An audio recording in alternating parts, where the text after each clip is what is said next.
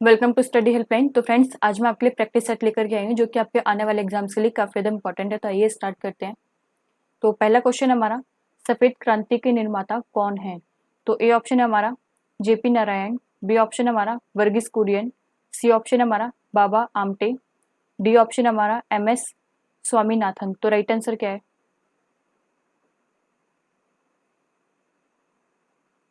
इसका right answer आपका option number B, Verghese Kurien जो है वो सफ़ेद क्रांति के निर्माता हैं। तो आप ये याद रखिएगा। आइए इनके बारे में और जान लेते हैं। दुग्ध क्रांति या ऑपरेशन फ्लड भारत की योजना है जिससे कि भारत में दूध की कमी को दूर किया जा सके। इसे श्वेत क्रांति भी कहते हैं। 13 जनवरी 1970 को इसकी शुरुआत हुई थी। ये जो आपकी शुरुआत हुई थी वो कब हुई थी? आपकी 13 जनवरी 1970 में। तो आप ये याद रखिएगा, इसे श्वेत क्रांति के नाम से भी जाना जाता है और ऑपरेशन फ्लड के नाम से भी जाना जाता है। तो आइए नेक्स्ट क्वेश्चन पे चलते हैं। सेकंड क्वेश्चन हमारा, 17वीं सदी में किसने भारत में गोरिल्ला युद्ध की अवधारणा को लागू किया था? तो ए ऑप्शन है इसका शिवाजी, बी ऑप्शन है इसका शेरशाह सूरी, सी ऑप्शन है इसका चंगेज खान, डी ऑप्शन है इसका महाराणा प्रताप। तो राइट आंसर क्या है?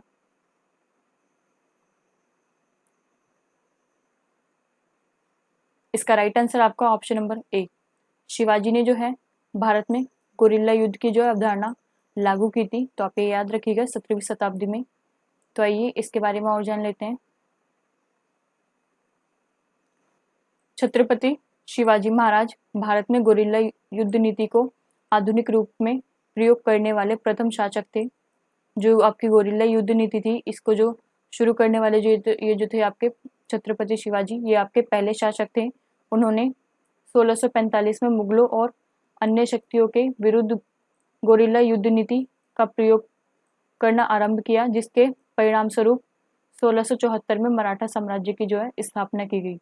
इसका आपका परिणाम क्या निकला? 1674 में जो है मराठा साम्राज्य की स्थापना की गई थी गोरिल्ला युद्ध नीति को अपना करके।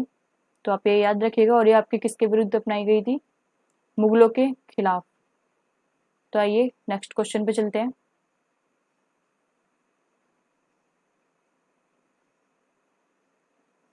तो थर्ड क्वेश्चन हमारा, वातावरण की कौन सी परत में सौर पराबैंगनी विकिरण का अवशोषण और विखराव होता है? तो ए ऑप्शन है इसका ट्रोपोस्फियर, बी ऑप्शन है इसका स्ट्रेटोस्फियर, सी ऑप्शन है इसका मेसोस्फियर, डी ऑप्शन है इसका थर्मोस्फियर। तो राइट आंसर क्या है?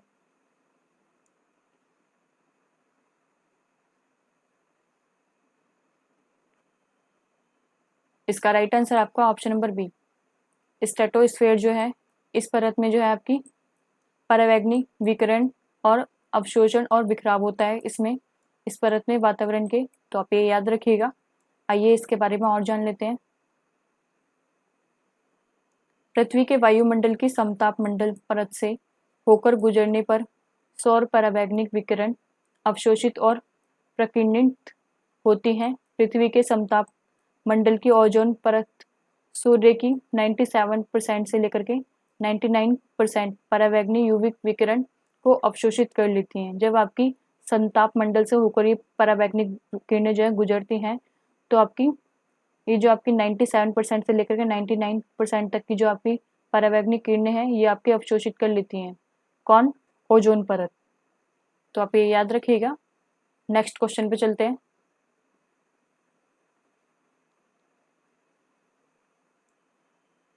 तो फोर्थ क्वेश्चन हमारा, विश्व तंबाकू निषेध दिवस कब मनाया जाता है? तो ए ऑप्शन है इसका 31 मई, बी ऑप्शन है इसका 21 मई, सी ऑप्शन है इसका 1 मई, डी ऑप्शन है इसका 5 जून। तो राइट आंसर क्या है?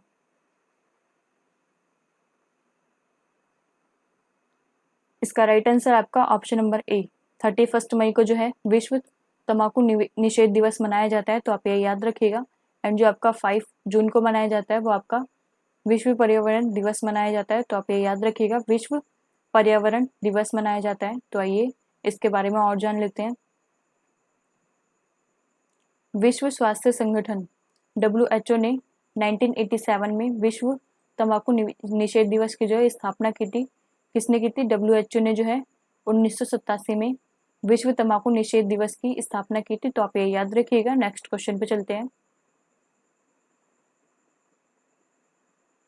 तो फिफ्थ क्वेश्चन हमारा, भारतीय संविधान का अनुच्छेद 60 संदर्भित करता है। तो ए ऑप्शन है इसका भारत के राष्ट्रीय का निर्वाचन, बी ऑप्शन है इसका राष्ट्रपति की शपथ, सी ऑप्शन है इसका राष्ट्रपति पर महाभियोग, डी ऑप्शन है इसका भारत का उपराष्ट्रपति। तो राइट आंसर क्या है?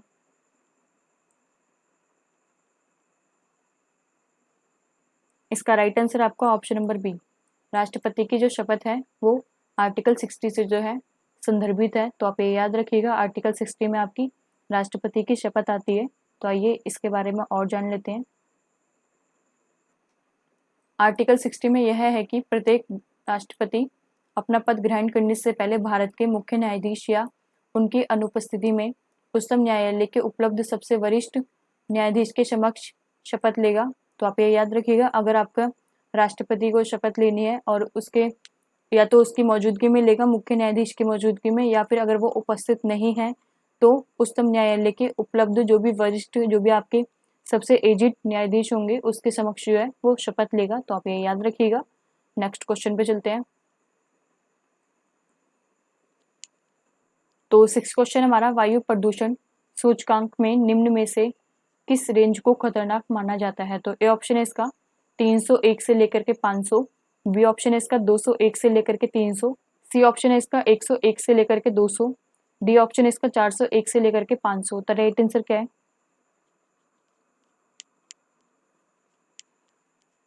इसका राइट आंसर आपका ऑप्शन नंबर ए, 301 से लेकर के 500 तक जो है वो वायु प्रदूषण का जो सूचकांक है उसमें सबसे खतरनाक रेंज आती है। तो आप ये याद रखिएगा। आइए इसके बारे में और जान लेते हैं। 301 से लेकर के 500 के स्तर वाले वायु गुणवत्ता सूचकांक AQI को मानव स्वास्थ्य के लिए हानिकारक माना जाता है। 300 से अधिक का स्तर मानव स्वास्थ्य संगठन के लिए आपातकालीन स्थितियों का जो है संकेत देता है। तो आप ये याद रखिएगा, अगर आपका 300 से अधिक का जो स्तर है वायु प्रदूषण का, तो आपको जो है मानव स्वास्थ्य संगठन के लिए जो है आपातकालीन स्थिति को जो है संकेत देता है। तो आप ये याद रखिएगा AQI। आइए नेक्स्ट क्वेश्चन पे चलते हैं। तो सेवंथ क्वेश्चन हमारा, भारत में राष्ट्रीय आय कौन तैयार करता है? तो ए ऑप्शन है इसका योजना आयोग, बी ऑप्शन है इसका केंद्रीय सांख्यिकी संगठन, सी ऑप्शन है इसका भारतीय रिजर्व बैंक, डी ऑप्शन है इसका राष्ट्रीय आय समिति। तो राइट आंसर क्या है?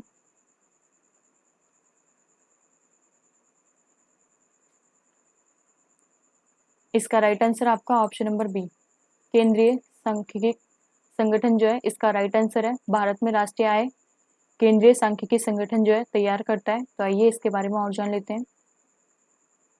राष्ट्रीय आय के अनुमानों का विवरण जो है 1955 से केंद्रीय सांख्यिकी संगठन CSO द्वारा जो है तैयार किया जाता है। 1955 से ही CSO द्वारा तैयार किया जाता है राष्ट्रीय आय के अनुमानों को जो विवरण है, तो उसके द्वारा ही जो तैयार किया जाता है। तो आप ये याद रखिएगा। नेक्स्ट क्वेश्चन पे चलते हैं। तो 8th क्वेश्चन हमारा, निम्न में से कौन सी सरल आवर्त गति का उदाहरण है? तो ए ऑप्शन है इसका अपने अक्ष पर घूमती हुई पृथ्वी, बी ऑप्शन है इसका सरल दोलन गति, सी ऑप्शन है इसका फर्श पर गेंद का उछाल, डी ऑप्शन है इसका छत के पंखे की गति। तो राइट आंसर क्या है?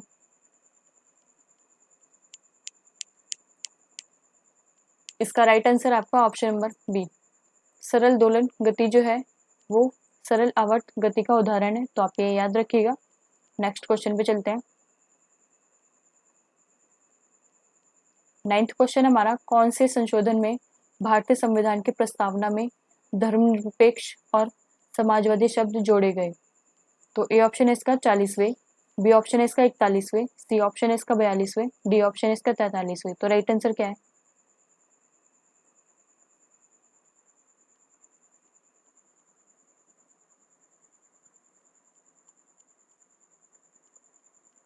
इसका राइट आंसर आपका ऑप्शन नंबर सी, 42वें संविधान संशोधन में जो है आपका धर्मनिरपेक्ष और समाजवादी शब्द जो है जोड़े गए थे। तो आप ये याद रखिएगा। आइए इसके बारे में और जान लेते हैं।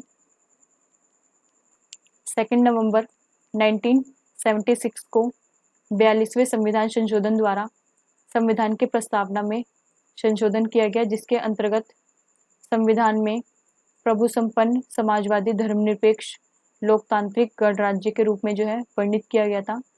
आपके 42वें संविधान संशोधन के तहत जो आपके यह वर्ड जोड़े गए थे।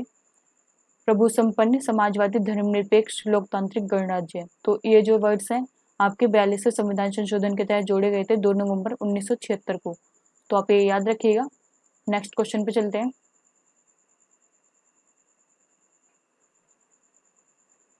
तो 10th क्वेश्चन हमारा, कवक के अध्ययन को क्या कहा जाता है? तो ए ऑप्शन है इसका माइक्रोलॉजी, बी ऑप्शन है इसका पैरासाइटोलॉजी, सी ऑप्शन है इसका बैक्टीरियोलॉजी, डी ऑप्शन है इसका इकोलॉजी। तो राइट आंसर क्या है?